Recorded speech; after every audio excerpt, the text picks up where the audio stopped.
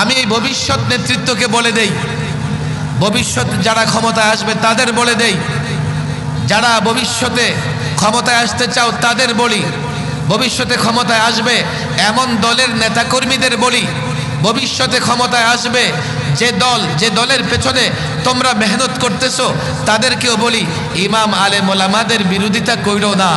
ফেরাউনকে আল্লাহ নিদর্শন বানিয়েছেন, কেন জানো? ফেরাউন হকের মোকাবেলা করেছে, ফেরাউন বনি ইসরায়েলদের উপর জুলুম করেছে, ফেরাউন আল্লাহদ্রোহী ছিল। এই জুলাই আগস্টের বিপ্লবে যাদের পতন হয়েছে তাদের চরিত্র এমনই ছিল। 1 নাম্বার জুলুম করেছে, 2 নাম্বার হকের বিরোধিতা করেছে, আল্লাহদ্রোহী ছিল।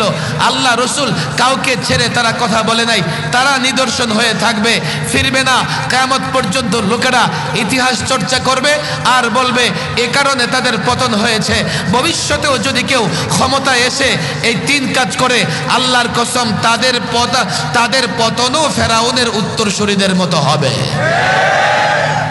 তারাও নিজেকে রক্ষা করতে পারবে না।